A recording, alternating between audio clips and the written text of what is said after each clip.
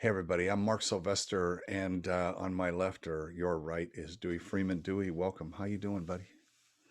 I am doing well. I've had a great week. I just finished a 4 day class where we went from 8 to 5 working with students on the equine gestalt family therapy work where I was teaching the students a little bit about what I know about that work. And How many at a uh, time? this class had 13 in it. And We meet from 8 in the morning and go till 5 in the afternoon. wow, wow. um, they're master students from Neuroper University. They're in their end of their second year.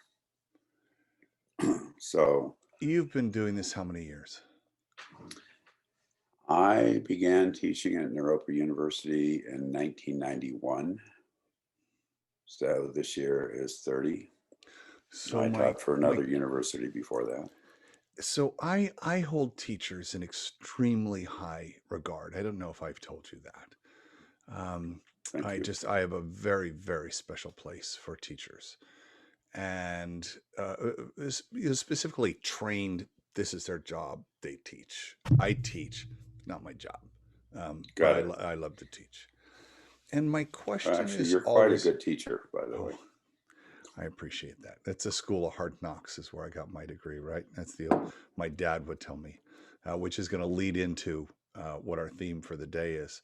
Um, but my question for teachers who've been there, done that, and have taught the same thing for so many years: is there anything that happened in the last 4 days that surprised you? Oh, wow. That's a really good question.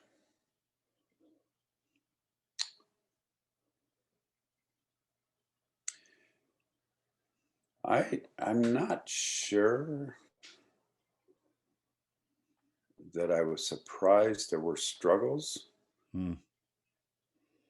and not horrible struggles, but part of what I struggle with is how do I get a huge amount of content, Hmm. and even though 4 days, 3 or 4 days seems slash feels like a huge amount of time, uh, it the the enormity of the content to and the experience and the practice to try to get across to a group of students is incredibly challenging.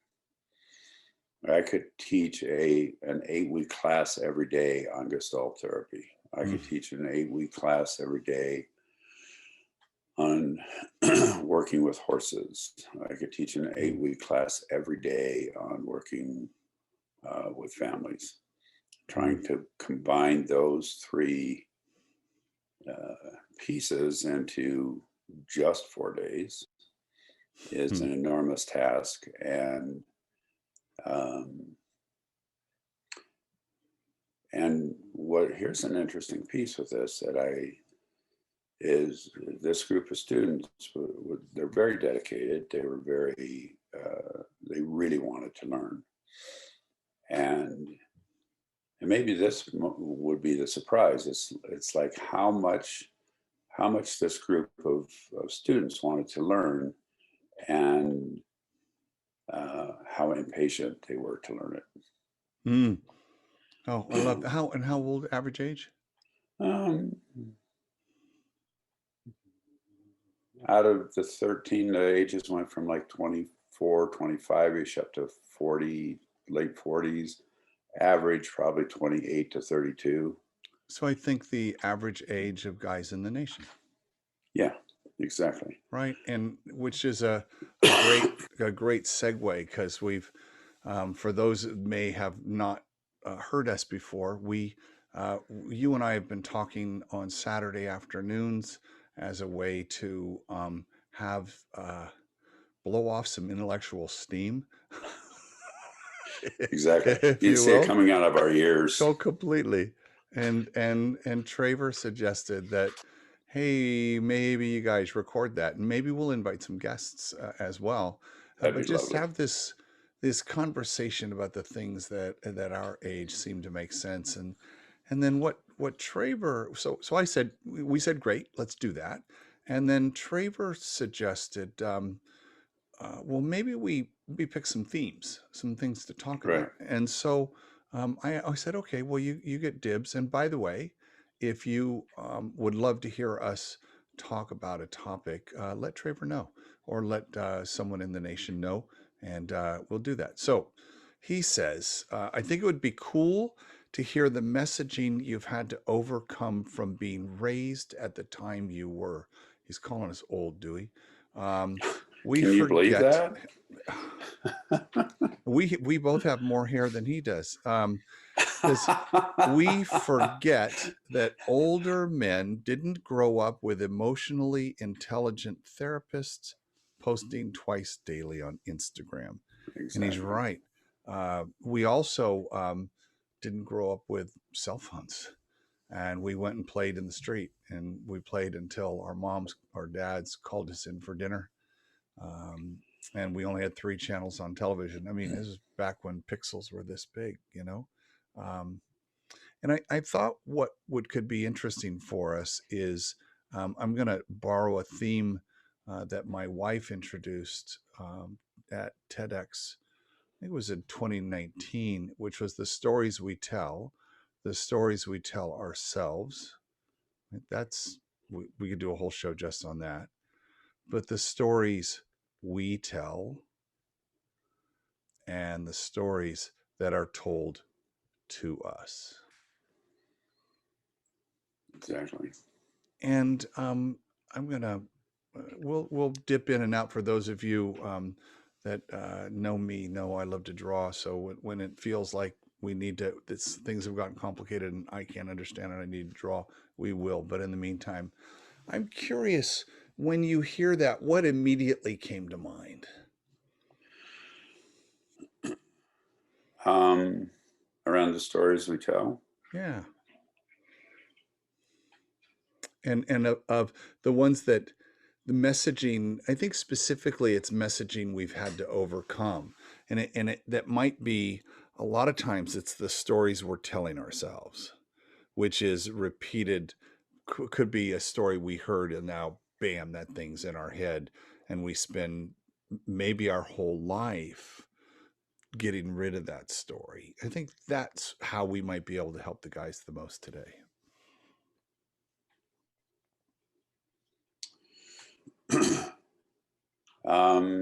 Could I take a little bit of liberty with that I, and you know what? weave? It's half your show.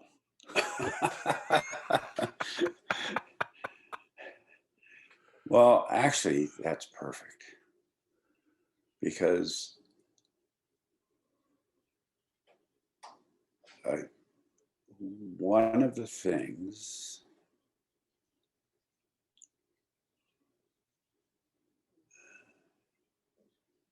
in the stories that oh god, this is like crazy.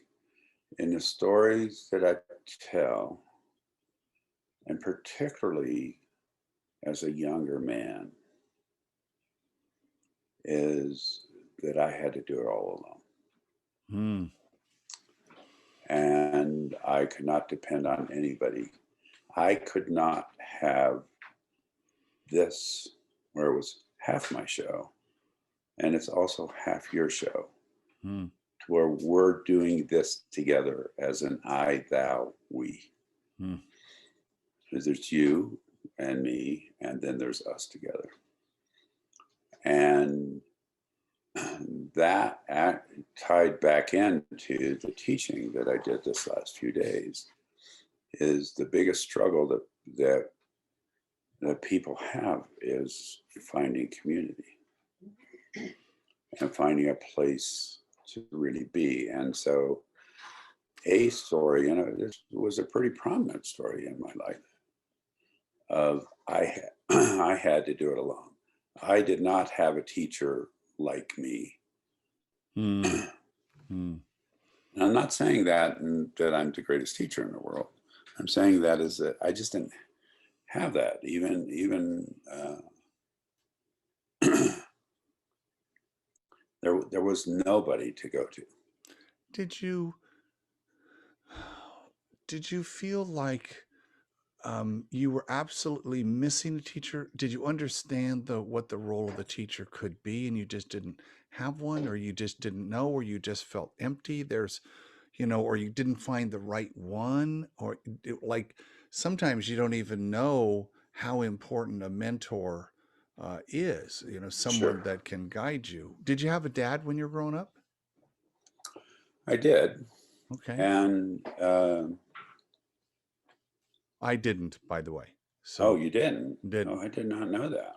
Yeah, my folks divorced when I was 2, and so I got to see they negotiated visitation. I got 2 days a year, one in the summer when my dad he got as far away from my mom as he could. He moved to Seattle, Washington, and so the company he worked for was in Van Nuys, and they had their company picnic in July, around the 4th of July. So he would come down and he got to see us on that day. And then he Oh, would come good. pick us up on Christmas morning, and we would get to go see that side of the family, my aunts and uncles and cousins. So my whole life was just with 2 days. No kidding. But that's different. I'm just curious when we think of where we go to for someone who's teaching us. For me, it was books. I Mm-hmm. got all everything from books. I didn't end, thinking about having a mentor. I'm just curious. Do I felt like I did stuff alone? Because when I hear you say it, what I thought, and I don't know if this is right or not. It's interesting. We hear something, we try to make that Mm-hmm. connection, right? Is because you specifically said I had to do it alone, not I did it alone. I had to do it alone, which made me think, wow, had you depended on people who disappointed you, and as a result, you said, I'm just gonna do this myself. Just gonna get it done myself. I can't depend on other people. Is that it? Um, yes. Huh? And so two pieces. One, I very much appreciate what you just shared about your father and your life. Um, my father would swing between gigantic polarities of being kind and loving and being abusive. Hmm. So there was that piece. The other piece, and this is the deeper piece. This is part of why I do so much with attachment. When my mother was pregnant with me, she was diagnosed with tuberculosis Oh my goodness. 5 months into her pregnancy. Hmm. When I was born, uh, I literally was whisked away. My mother was in a sanitarium full time for 6 months and then partially for the next year after that. So I did not live with my mother until I was 18 months old Wow. with my family. I And have, and mine and mine pretty much evaporated when I was 18 months old, ah, which is, they divorced when I was hey, 24 months old, right? whoa, Because my dad came home and found that she had a girlfriend. got And it. so Wow. all the attention was devoted to relationships and not to the child.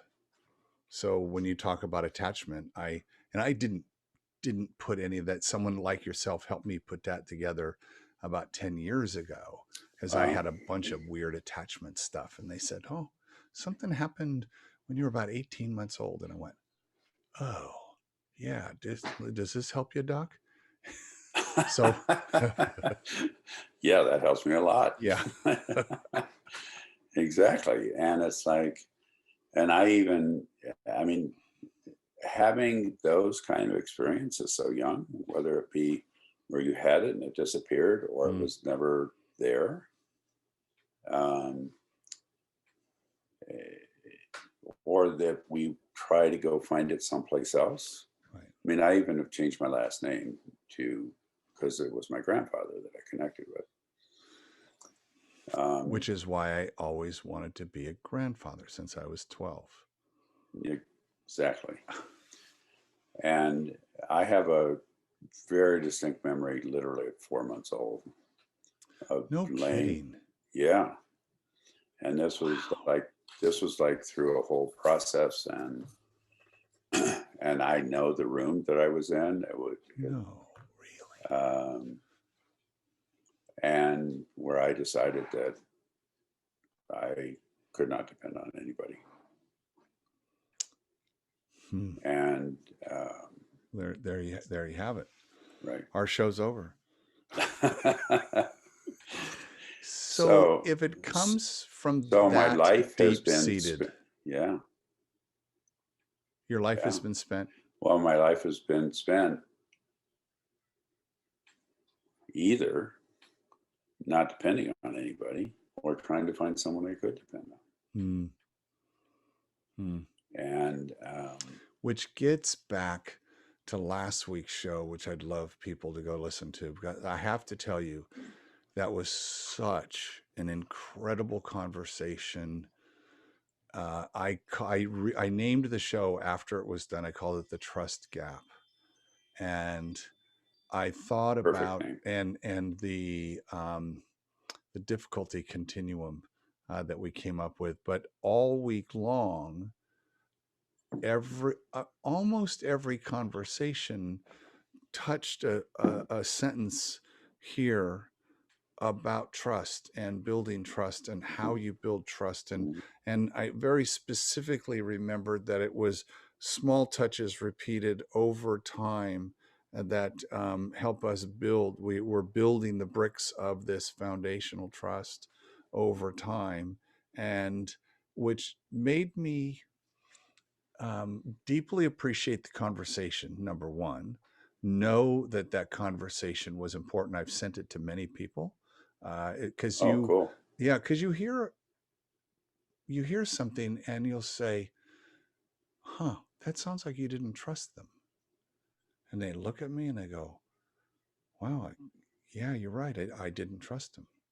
And I think that fundamental understanding of trust is what's so important. And here we're talking about manifestation of that to Exactly. um, so you're you're always in search of someone you can trust, and when you find someone, man, it's just like you have to watch you don't smother them, because you're like, oh, I finally found you, and they're like, whoa, hold it. And that search, and this really speaks to what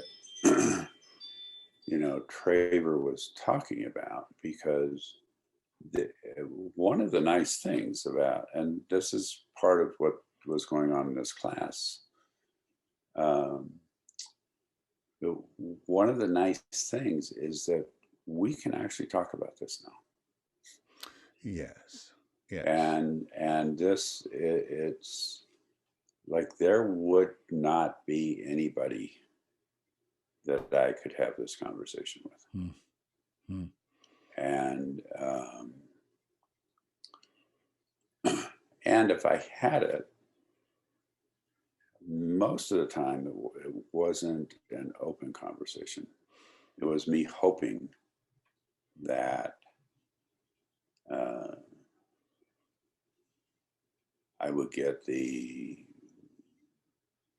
relationship to have some level of reciprocal trusting relationship going on, because The, the resources weren't there. I mean, that's part of what Trey was saying, and it just, it's like, who do you go to? well, you just go onto Instagram and you swipe through until you find some smart guy and you look at him. Do you remember we Yeah, talk about but that stories where wasn't happening in 1950.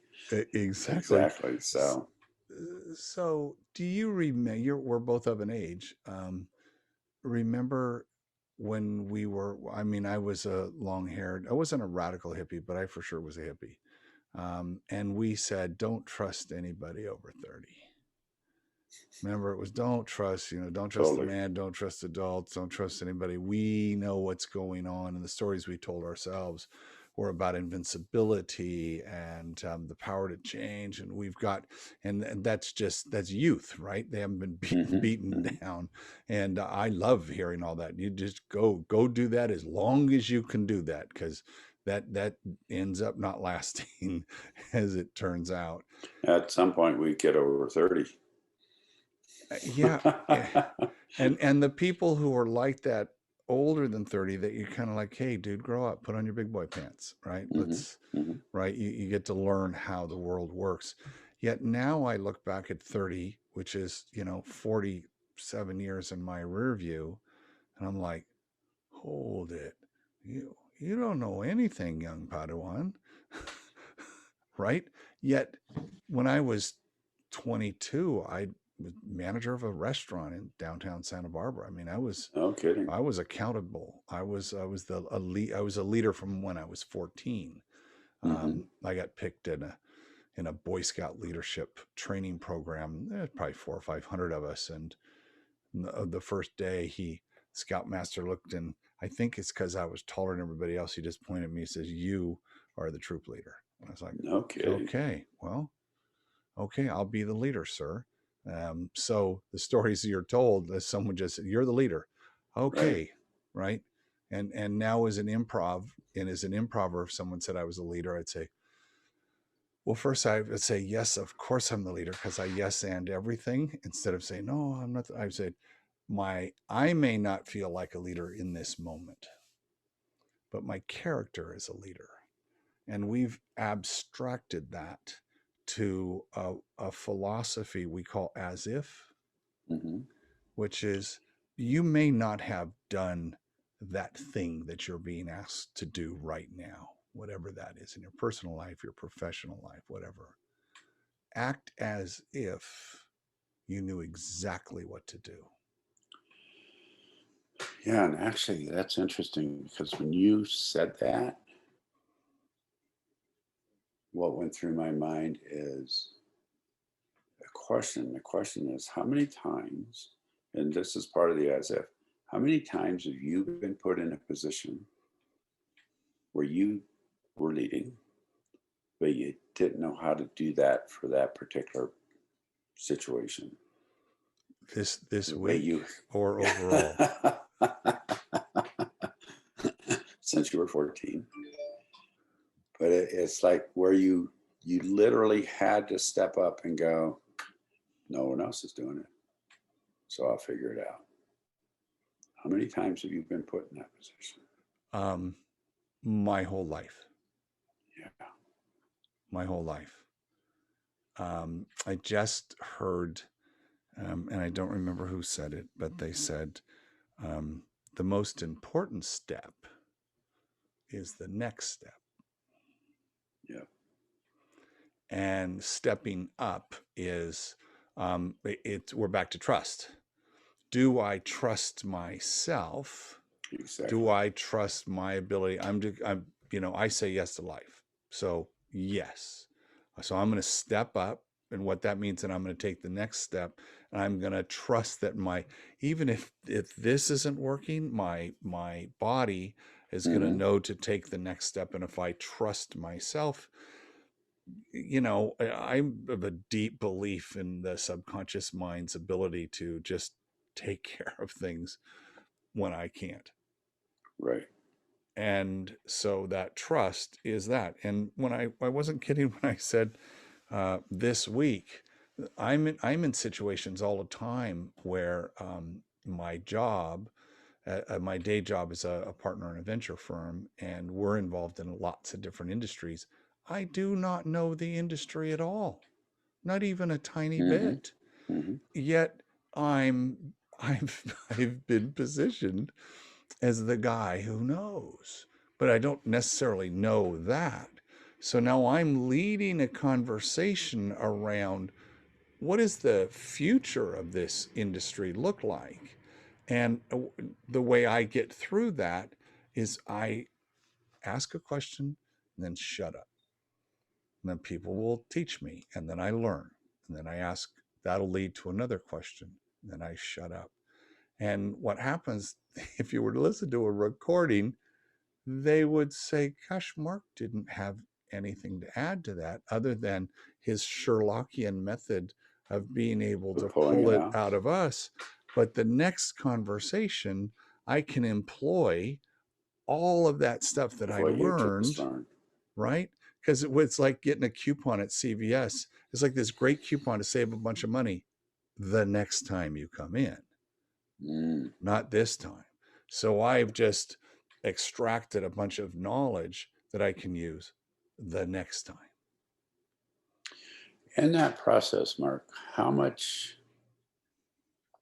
because this came up big time at the class, it's also been a big part of my life in the last, well, actually most of my life, but certainly it's played out in the last few months. It's actually in part how I've injured my hand. How much risk do you take? Because That's a good, that's one, great question. that's one of the pieces, again, in looking back and trying to hold part of what Traver's asking, which I think is a hell of a good question. It's like, I'm going, whoa. It's like, how much risk do you take? And to I try stuff that you don't even know how to do. I'm extremely comfortable going after something I didn't know because I only don't know it one time and then I know it. So Right. I'm very comfortable with that. I'm a lifelong learner, so I don't know. I don't, I'm like Jon Snow. You know nothing, Jon Snow, right? Mm-hmm. I don't know anything. Um, when we talk about risk, I think of three come to mind right off the bat. There's probably more. I think of financial risk. Do I Mm-hmm. want to take a financial risk? That's to me, that's called betting. I'm not a bettor. So I don't take financial risks. Um, Physical risks. I'm old and I bruise easily. I take heart medication and blood thinners, and and I'm not 19, right? Mm-hmm. I can't do 5,000 kettlebell swings. I can't keep up with Traver's physical challenges. But I will, and I won't put myself in danger because I want to be around to give away my grandkids at their wedding. So I'm not going to be risky in that regard. But emotional risk is the one where I'll I'll take chances there. Mm. I'll be, and to me, that means, as we were talking about last week, being vulnerable. That's a risk, right? Big That, time. like that, Big you had said that I'm going to take that risk time. emotionally, and will it be reciprocated? Mm-hmm. You take, and as soon as it's not, you're like, okay, fuck off.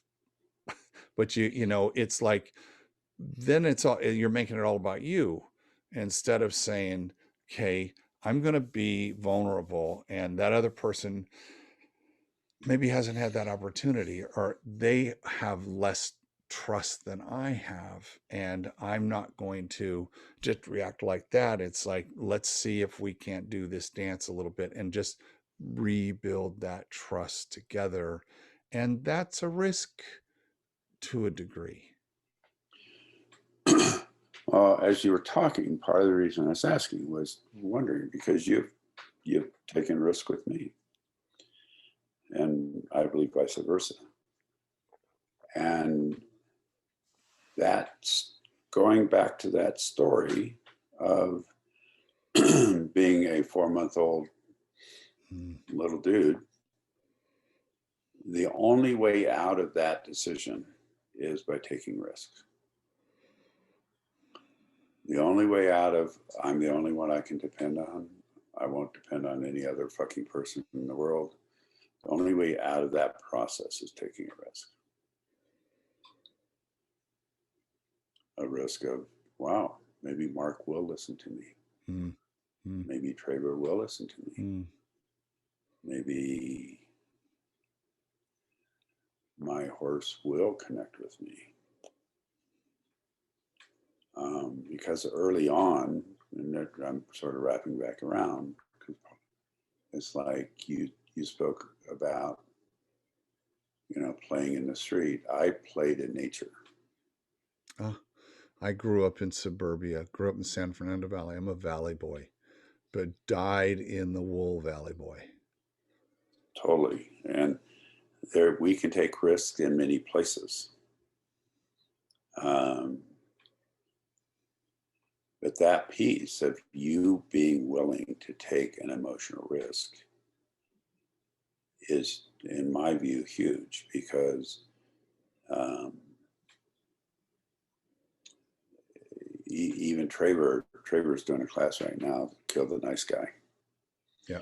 which is a great class. And Traver was kind enough to allow me to be in on that class. And there's so many times where we get hurt and we're not willing to take a risk to move out of that.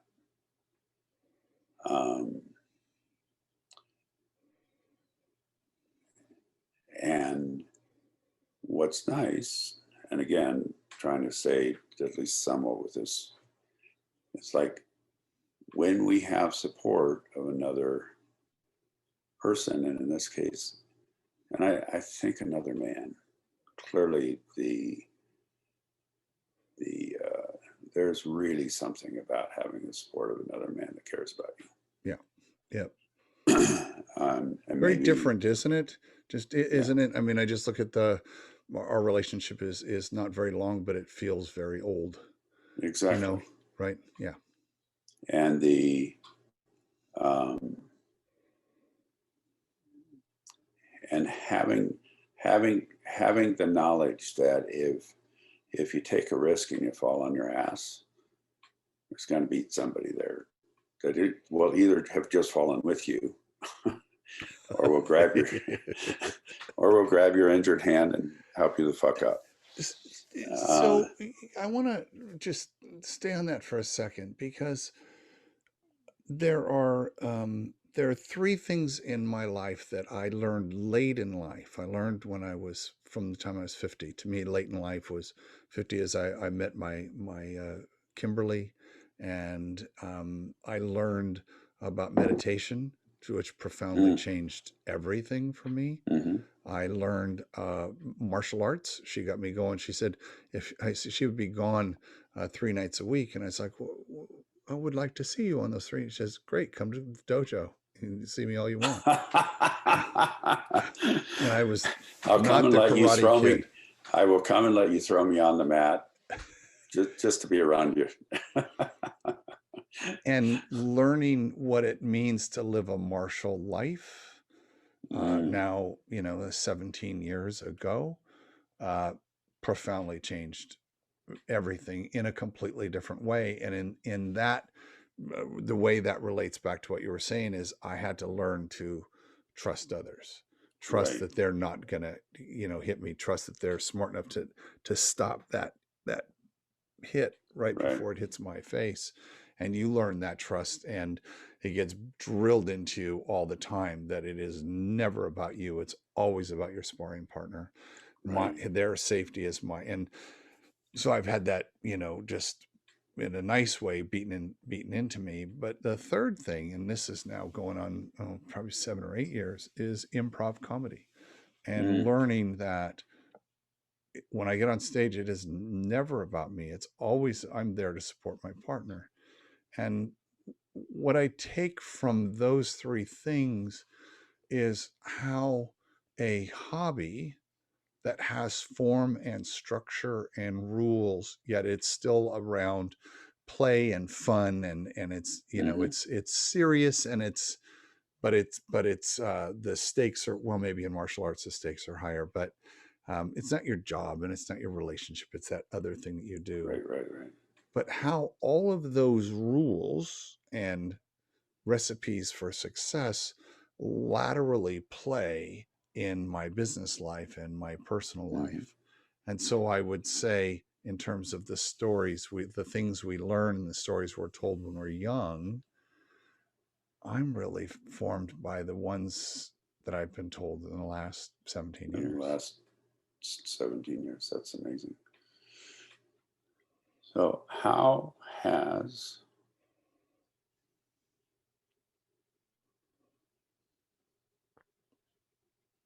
what's interesting to me is when, and you and I have talked about improv numbers of times, which I think is like amazing. Martial arts and meditation also feel like improv to me. For 100%. As you were talking about learning meditation and then the piece with martial arts, on the surface they look different. Like one is all the softness, kumbaya, and I don't mean that in a negative way. I'm not being sarcastic about it.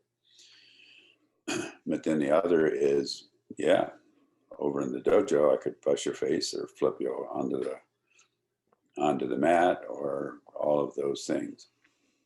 How those played together for you. And then this other piece, and this was actually, this goes way back to your first question, the surprise of teaching this last weekend. Actually, it just came to me, which I'm more than happy to speak of in a moment. How's the meditation and the martial arts been congruent and interwoven for you? Oh, it's learning how to not do. Whoa.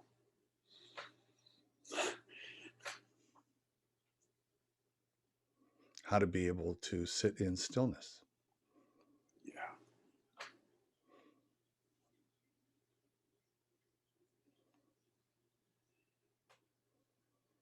It is not easy. It's simple and it's not easy. And the other thing I love about it, it doesn't cost you anything.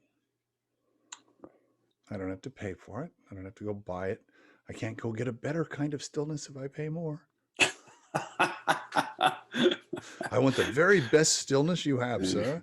I'll take some of that 5-star stillness, please, sir. No, young Skywalker, just go sit and be still. Just go sit and be still. You will, if there was anything, when he asked about with the messaging you've had to overcome, I think about the messages I wish I had heard. And which is why I am given a chance. And right now we're giving ourselves a chance to be able to tell the next generation some things that no one else is telling them. So, and we're taking full advantage of it. We are totally doing that. Start meditating immediately today. If you're not, go find a dojo and go just sit and audit a class. It's tough with COVID, but as soon as you can, go audit a class and just look at it. And the third one is there's improv everywhere. Anybody can do improv. You can just go be a white belt at improv. All you have to do is just agree with what the other person said, add a little piece of information to it, and then they'll talk just one sentence at a time, back and forth, a little verbal ping pong.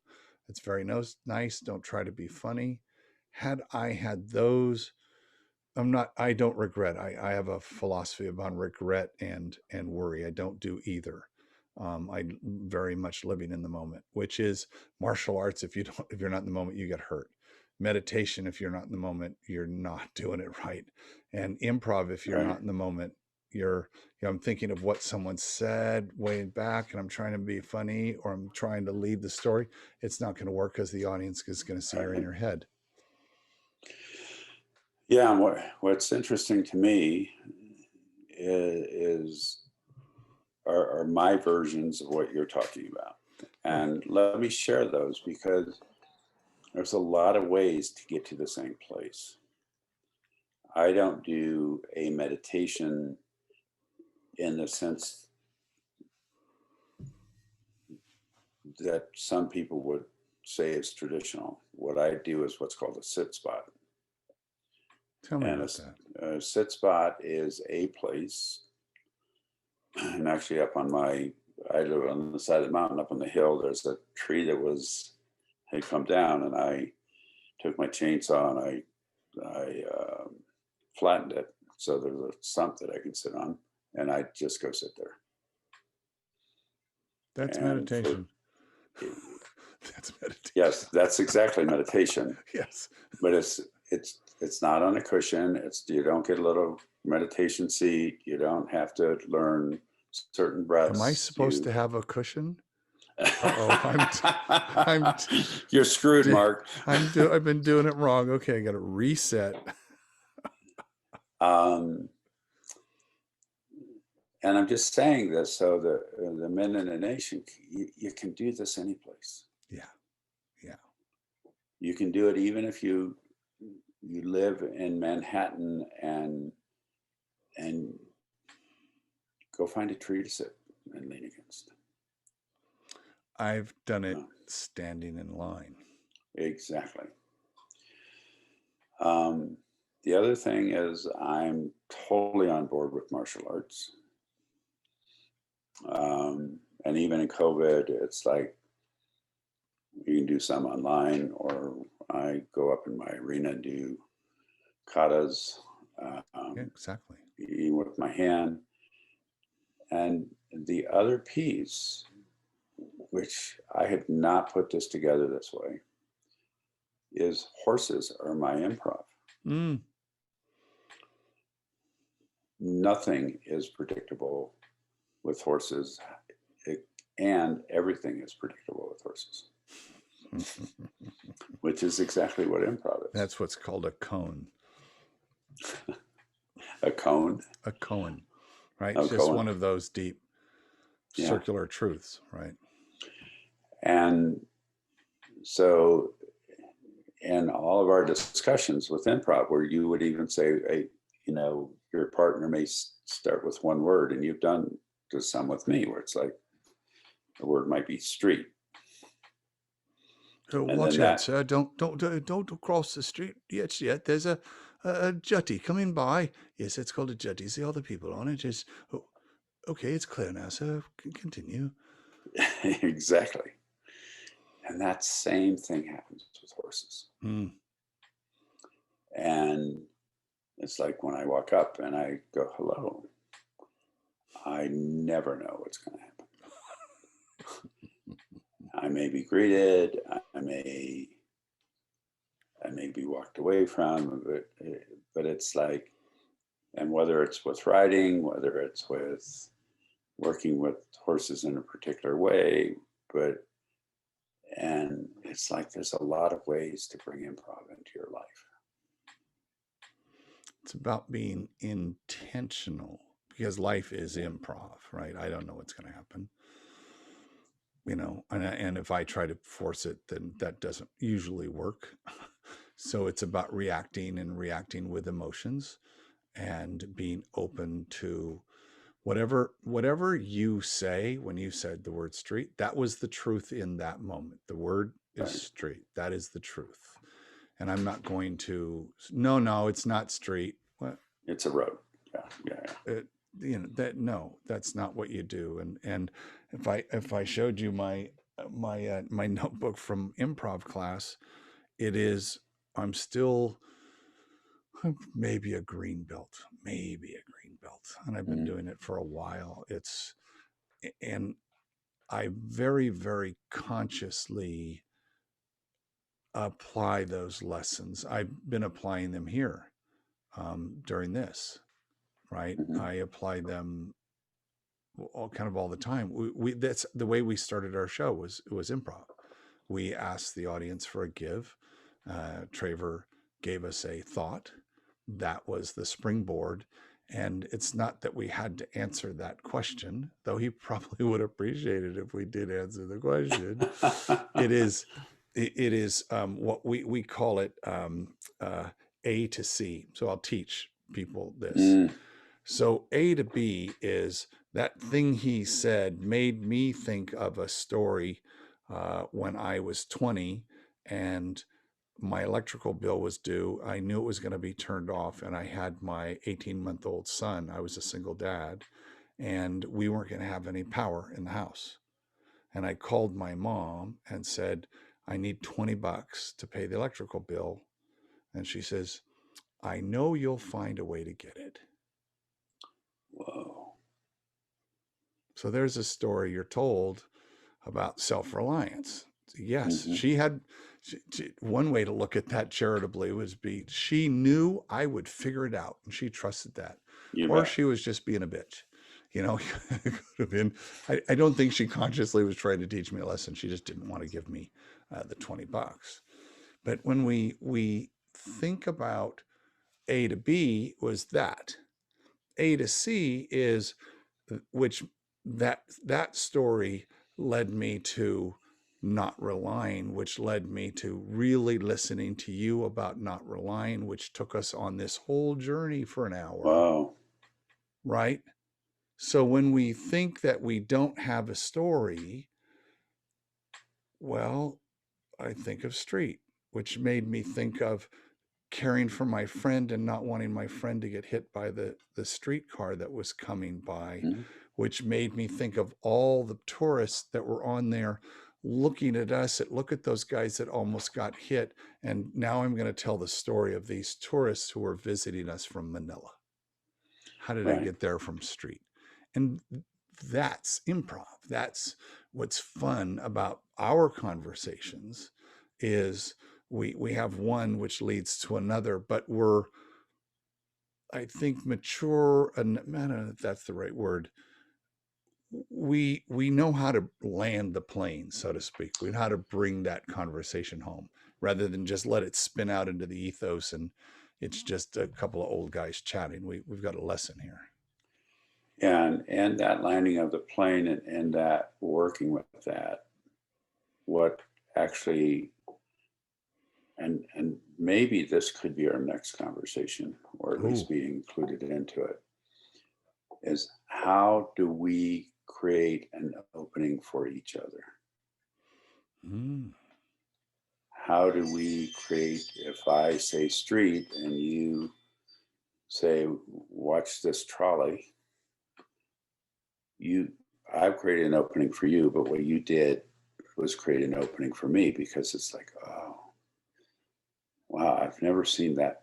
I've seen trolleys, but I haven't seen a green one like that. see, And you that's a add double you, decker.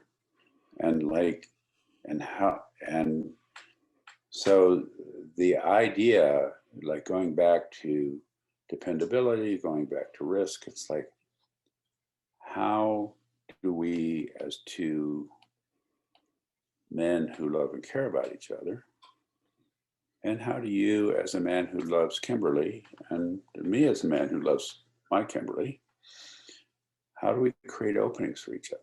How do we create openings for us to be and step into so that we can live that creative life?